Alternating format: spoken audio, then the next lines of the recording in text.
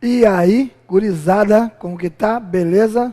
Sejam bem-vindos novamente, projeto Fato Livre. Estamos aí juntos na nossa segunda aula. Meu nome é professor Valdemir. Se você está vendo pela primeira vez a nossa participação, inscreva-se no nosso canal. Dê um like lá, uma curtida para incentivar o nosso projeto e acione a notificação. Clique no sininho para quando chegar coisinha nova nós podemos, mandar para vocês ou vocês virem para assistir o nosso projeto. Na nossa aula anterior, nós começamos a aula 11, fizemos a primeira parte, onde nós apresentamos os polígonos regulares, triângulo, quadrado e hexágono regular, inscritos em uma circunferência. Também disse que esses assuntos são importantes para as nossas matérias que vão vir lá na frente, com geometria espacial, quando nós precisarmos de elementos para calcular volume, áreas, isso vai ser importante. Então, não desista, tá? Então, voltando aqui à nossa tela, nós temos então a nossa matéria, relações métricas em polígonos regulares. Nós estamos na aula 11, parte 2. Na última aula nós vimos esses assuntos, Na última aula nós tínhamos colocado essas figuras, o triângulo equilátero, e embaixo nós temos as chamadas relações métricas, que são as fórmulas que relacionam lados, raio, apótema, que é a letra M. Se você não lembra quem é o apótema, visite a nossa aula passada, que nós falamos um pouquinho sobre ele, com muita tranquilidade, que ele é o raio da circunferência inscrita. Também tem a segunda figura com o quadrado, que está ali também com as suas relações métricas, e na terceira figura, o hexágono regular, também com suas relações métricas.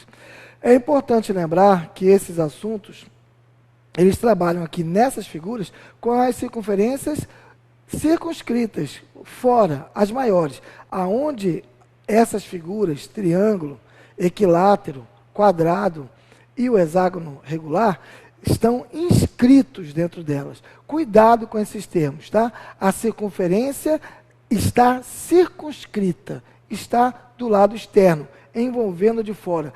E essas figuras, triângulo, quadrado e hexágono, estão inscritos, estão sendo colocados dentro das figuras. Na aula passada nós trabalhamos um exercício falando do triângulo equilátero. Do quadrado. Desculpa, falamos do quadrado. E nessa aula nós vamos treinar um exercício falando do triângulo equilátero para você ter uma outra figura, para você ver como que a gente pode trabalhar com relação a isso. O exercício diz o seguinte: calcule a área de um triângulo equilátero, sabendo que o seu apótema mede 3 centímetros. Aí eu preciso lembrar um detalhe com você. Nós vamos trabalhar nos slides e no quadro. A área de um triângulo equilátero, quando nós tivermos um triângulo equilátero, que é aquele triângulo em que os seus 3 lados possuem a mesma medida, a área de um triângulo equilátero, ela sempre será dada pela fórmula L ao quadrado, raiz de 3 sobre 4. Essa fórmula, ela é específica de um triângulo equilátero. Vejam pela fórmula que para nós calcularmos esta fórmula, nós precisamos saber quanto vale o lado deste triângulo. Tá? Vamos voltar para os exercícios. Calcule a área do triângulo equilátero. Vamos usar aquela fórmula. Sabendo que o seu apótema, o apótema desse triângulo, vale 3 centímetros. Então, vamos aqui na figura relembrar o seguinte. Estou colocando uma circunferência. Dentro dela, nós vamos vamos colocar de maneira inscrita, um triângulo equilátero. Ok. Aqui está o triângulo equilátero inscrito dentro da circunferência. O texto disse que o apótema desse triângulo mede 3 centímetros. Aí a gente vai tentar lembrar, mas o que é o apótema mesmo?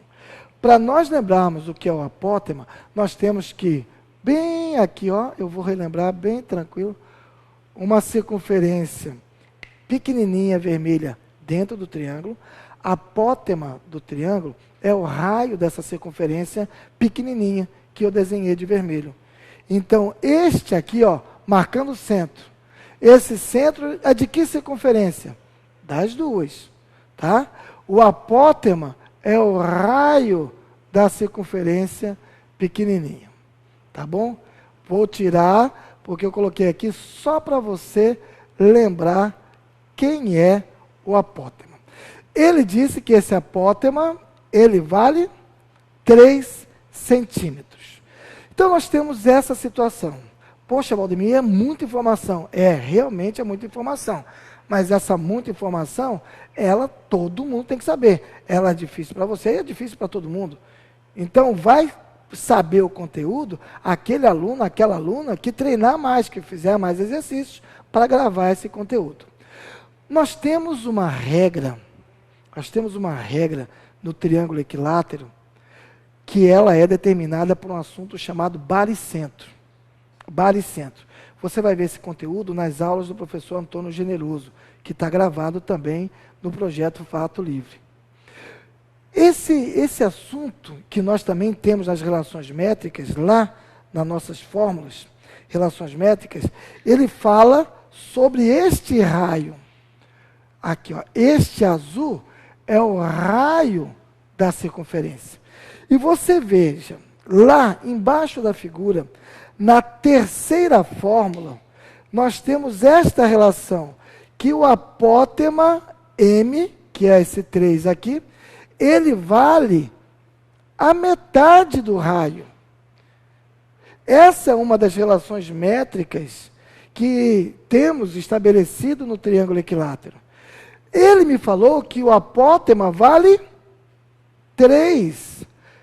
Eu, com essa fórmula que relaciona o raio, eu posso multiplicar e podemos dizer, então, que o raio da circunferência vai valer 2 vezes 3? 6 centímetros. Então, este raio, ele vai valer 6 centímetros.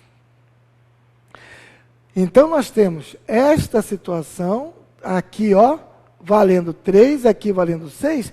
Consequentemente, tudo isto aqui, tudo isto que é a altura do triângulo, tudo isto que é a altura do triângulo, vale 9 centímetros. Então, nós temos o apótema que foi dado no exercício valendo 3. Com esta relação métrica desse polígono, que é o triângulo equilátero, conseguimos descobrir que o raio da circunferência maior vale 6. Consequentemente, a altura toda é a soma dos dois, vale 9. Então, agora nós precisamos achar o lado do triângulo com essa relação. Se nós olharmos metade dessa figura, que eu vou desenhar aqui no cantinho, bem aqui, ó, se nós olharmos a metade da figura, isso aqui é só aquela metade, tá? Esse cara, nós descobrimos que vale 9. Isso aqui tudo é o lado do triângulo. E este garoto aqui, ele é a metade do lado, porque metade ficou deste lado e a metade ficou deste outro lado. L sobre 2. Você percebe que esse triângulo é um triângulo retângulo, que nós conversamos na aula passada. Então, nós podemos usar também aquela mesma matéria, chamada Teorema de Pitágoras. Veja que essa é uma matéria muito rica neste assunto, porque nós já estamos usando pela segunda vez, pela segunda aula consecutivamente. Então, substituindo os valores aqui no Teorema de Pitágoras, nós vamos ter o valor da hipotenusa A, L ao quadrado, é igual a B, L sobre 2 ao quadrado, mais C, que é o 9 ao quadrado. Vamos ficar então com L ao quadrado, é igual a L ao quadrado, não esquece, ó, sobre 4, mais 9 ao quadrado, 81. Para ficar mais fácil, vamos tirar o MMC de todo mundo, porque aí facilita a nossa conta. Como os números são 1, 4 e 1, o MMC vai ser o maior nesse caso, que é o número 4. Não esqueça que nós vamos ter que dividir e depois multiplicar. Dividir e multiplicar em todos eles. Então, nós vamos ter 4 dividido por 1, 4 vezes L ao quadrado, 4L ao quadrado. 4 dividido por 4 dá 1. 1 vezes L ao quadrado, L ao quadrado. 4 dividido por 1, 4. 4 vezes 81, 324. Como todos eles são os mesmos denominadores, nós podemos desconsiderá-los.